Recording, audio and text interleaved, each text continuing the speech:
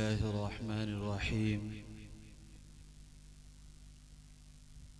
अल्हम्दुलिल्लाहि रब्बिल आलमीन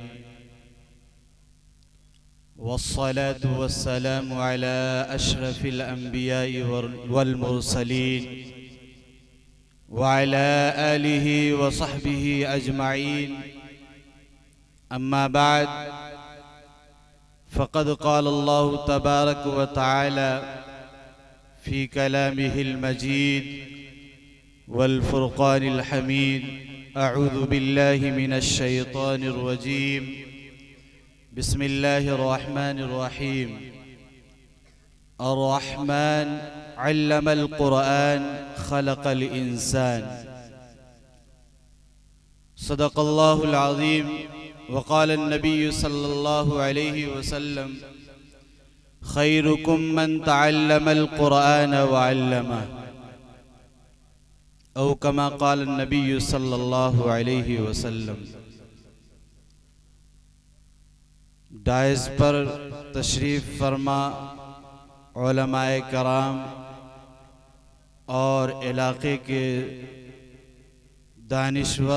दानिश्वरान कौम और अज़ीज़ तलबा, अल्लाह रब्बुल इज़्ज़त का लाख लाख शुक्र व एहसान है कि अल्लाह ताला ने इस छोटी आबादी के अंदर बहुत ही कलील अरसे में ये जामिया के अंदर जो बच्चे तालीम हासिल कर रहे हैं, अभी एक तासुब पेश किया गया है जिसमें बताया गया कि चंद तलबा ने अपना नाजरा का तकमील किया है। इसी मुनासबत से ये दीनी व इस्लाही प्रोग्राम रखा गया है। अल्लाह ताला से दुआ है कि अल्लाह ताला इस जामिया को दीन दुगुनी रात चुगनी तरक्कियात से नवाजे। आमीन सुम्मा आमीन। मेरे मुहतरम बुजुर्गों और दोस्तों, अल्लाह के नबी सल्लल्लाहु अलैहि वसल्लम ने इरशाद फरमाया, उतलुबुल इल्म इलल महदी इलल लहद, के इल्म को हासिल करो माँ के गोद से लेकर के कब्रिस्तान जाने तक। इंसान जिंदगी भर कुछ न कुछ सीखता रहता है, कुछ न कुछ इल्म हासिल करता रहता है, हत्ता के इल्म के जितने ज़राए हैं अगर उसकी तकमील भी हो जाए तो वो वक्ती तकमील होती है। उसके बाद भी मौका और ज़रूर भी ज़रूर ऐसा मौका आता है कि इंसान को उन किताबों से ताल्लुक़ और रिश्ता जोड़े रखना चाहिए। अल्हम्दुलिल्लाह बहुत खुशी हुई कि यहाँ के बच्चों ने बहुत ही कम दिनों में अपना नाज़रा कुरान मुकम्मल किया है। अल्लाह ताला इन बच्चों को इल्म नाफ़े अता फरमाए, अपने वक्त के हाफिज, कारी, मौलाना व मुफ्ती और काजी बनाए। अल्लाह ताला इस इदारा को दीन दुगुनी रात चुगनी तरक्कियात से नवाजे। मेरे मुहतरम, मैंने खुतबा के अंदर सूरा रहमान की चंद आयतें पढ़ी है जिसके अंदर अल्लाह रब्बुल इज़्ज़त इरशाद फरमा रहे हैं, अर्रहमान अल्लमल क़ुरआन। रहमान वो है जिसने कुरान सिखलाया, खलक़ल इंसान, और इंसान को पैदा किया। हालांकि इंसान को अल्लाह ने पहले बनाया है, पहले पैदा किया है, और बाद में वो कुरान को सीखता है।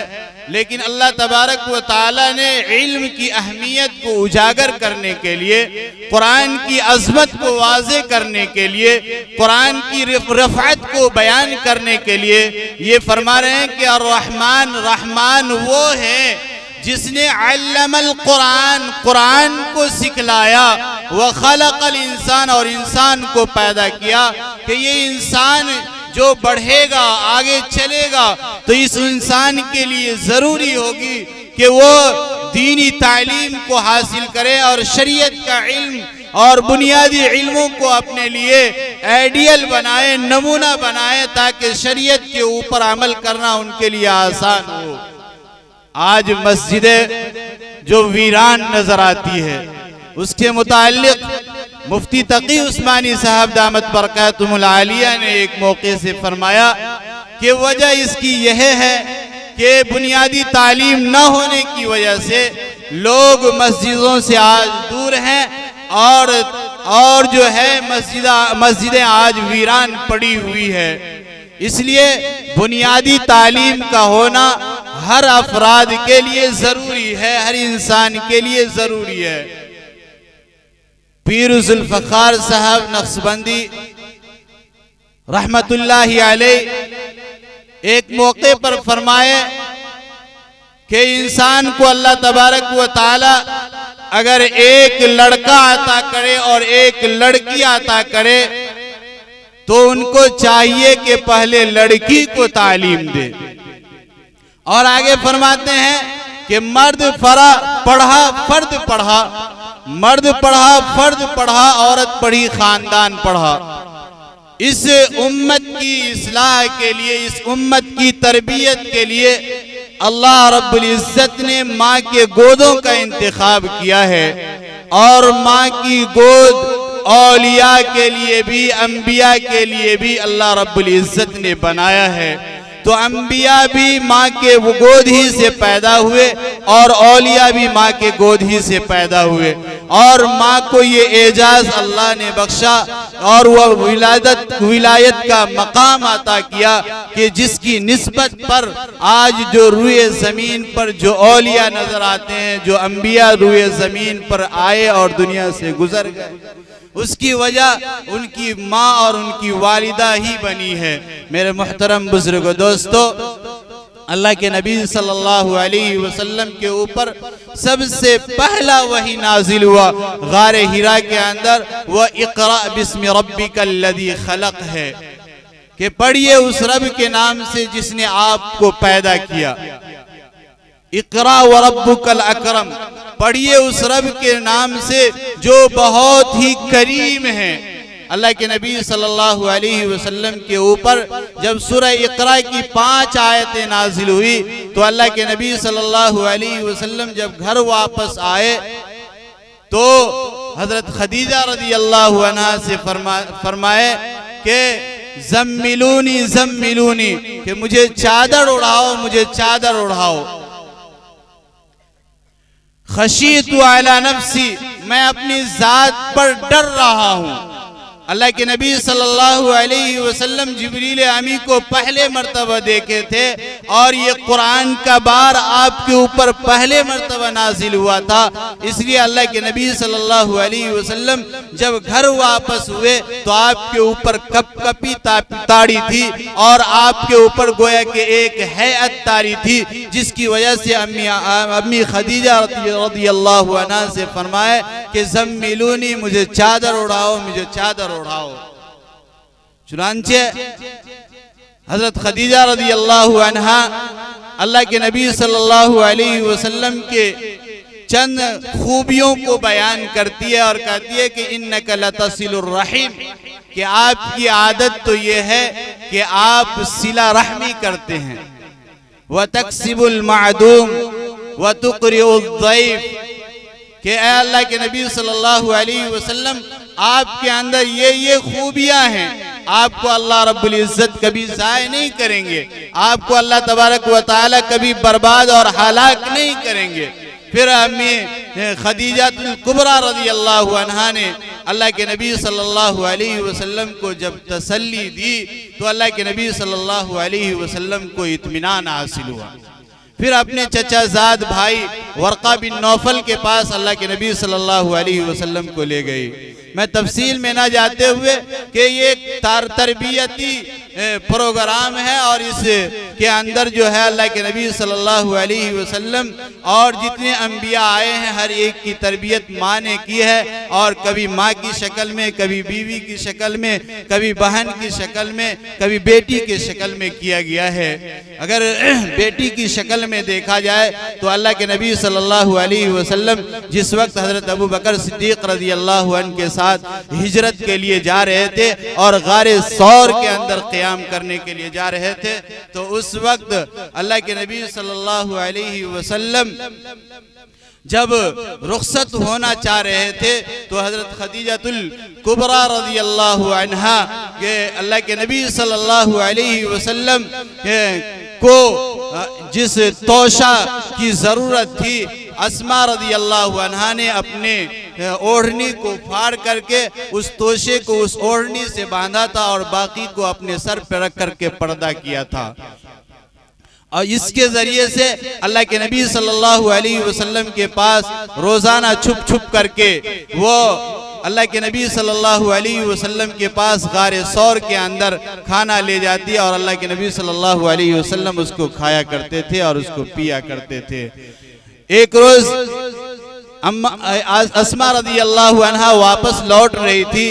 अबू जहल ने देखा तो पूछा कि अल्लाह के नबी सल्लल्लाहु अलैहि वसल्लम और तुम्हारे वालिद कहाँ हैं? तो उन्होंने बताया कि मैं जानती हूँ। तो अबू जहल ने हज़रत अस्मा रज़ी अल्लाहु अन्हा को कहा कि अगर तू सही पता नहीं बताएगी तो मैं तुम्हें मार दूंगी, मैं तुम्हें मारूंगा, मैं तुम्हें जान से कत्ल कर दूंगा और तुम्हें दुनिया में रहने का कोई हक हासिल नहीं होगा। इसलिए जो है तुम सही सही पता बता दो। तो अस्मा रज़ी अल्लाहु अन्हा ने अल्लाह के नबी सल्लल्लाहु अलैहि वसल्लम के मुताल्लिक कोई पता नहीं बताई, बल्कि अबू जहल ने हज़रत अस्मा रज़ी अल्लाहु अन्हा को एक तमाचा मारा जिसकी वजह से उनके वो पत्थर के ऊपर गिरी और सर फटा जिसकी वजह से खून जारी हुआ। तो इस उम्मत की तरबियत के लिए कभी बेटी की शक्ल में, कभी माँ की शक्ल में और कभी माँ की शक्ल में नजर आते हैं तरबियत के लिए। वो इमाम गज़ाली रहमतुल्लाह अलैह अपने वक्त के बहुत बड़े मुजद्दिद थे, अपने वक्त के बहुत बड़े मुहद्दिस थे और अपने वक्त के बहुत बड़े फलसफी थे। उसके ज़माने में जब वो अपने वक्त में इमामत किया करते थे, उनके भाई इमाम अहमद थे जो उनके पीछे नमाज नहीं पढ़ा करते थे। तो उन्होंने अपनी माँ से शिकायत किया कि मैं अपने वक्त के इमाम हूँ, लोग मेरे पीछे नमाज पढ़ते हैं लेकिन भाई मेरे पीछे नमाज नहीं पढ़ते हैं, जिसकी वजह से मेरी रुसवाई होती है। तो आप उनसे कहें कि वो मेरे पीछे नमाज पढ़ा करें। चुनांचे माँ अपने बेटे को बुला करके कहती है कि बेटा तू इमाम गज़ाली के पीछे भी नमाज पढ़ लिया कर। चुनांचे वो जब एक वक्त नमाज पढ़ने के लिए जाते हैं और जब नमाज में इमाम गज़ाली रहमतुल्लाह अलैह मशगूल होते हैं, पहली रकात सही सालिम गुजरती है, फिर दूसरी रकत में जब शामिल होते हैं तो फ़िक़्ह का किताब का इससे कबल वो मुताला कर रहे होते हैं, वही मसले पर जहन जाता है। इमाम अहमद जो इमाम गज़ाली के भाई थे वो नमाज को तोड़ करके वो बाहर निकलते हैं और साइड में किनारे होकर के नमाज अदा करते हैं। तो इमाम गज़ाली रहमतुल्लाह अलैह वापस लौट करके अपनी वालिदा से शिकायत करते हैं कि माँ अच्छा था कि मेरा भाई मेरे पीछे नमाज नहीं पढ़ता था। इमाम गज़ाली रहमतुल्लाह अलैह की वालिदा ने दोनों बेटे को करीब बुलाया और कहा कि ए गज़ाली, दोनों तुम इमाम गज़ाली और इमाम अहमद दोनों मेरे काबिल नहीं रहे, मेरी तरबियत के तुम लायक नहीं रहे, यानी मेरे कुछ काम के तुम नहीं निकले। चुनांचे इमाम गज़ाली रहमतुल्लाह अलैह फौरन झुक गया और कहे कि माँ मुझे माफ़ कर दीजिए, मुझे मसला जहन पे आ गया था जिसकी वजह से मेरा जहन उस तरफ मुल्तफित हो गया था, मेरा इल्तिफात उस तरफ चला गया था, मेरी तवज्जो उस जानिब हो गई थी, लेकिन मेरा भाई को इस तरह नहीं करना चाहिए था। तो दोनों भाइयों ने अपनी वालिदा से माफ़ी मांगा और विलायत का एक बारीकी सुनाया और बताया कि देखो न तुम अल्लाह की तरफ माइल हुए और तुम तो फिक़ह की तरफ माइल हो गए और तुम्हारा भाई तुम्हारे दिल की जानिब देख रहा था। तो दोनों गोया के दुनिया ही की तरफ माइल थे और नमाज में जो अल्लाह की तरफ रुजू होना था वह रुजू और इखलास नहीं हो पाया, इसलिए तुम मेरे काबिल नहीं बने। तो मैं इन्हीं मुख्तसर बात पर अपनी बात ख़त्म कर रहा हूँ। मैं बच्चों से कहूँगा कि बच्चे अपने जो किताब कुरान को ख़त्म किए हैं वो कुरान को रोज़ाना तिलावत करें, घरों में भी पढ़ें। घरों में पढ़ने से घरों में बरकतें नाजिल होती है, आफात व बलियात दूर होते हैं, हर तरह की परेशानियाँ दूर होती है। अल्लाह ताला हम लोगों के घरों में कुरान करीम से मुज़य्यन करने की तौफीक अता फरमाए, हर बला हर मुसीबत से हिफाजत अता फरमाए। व आखिर दावाना अल्हम्दुलिल्लाह।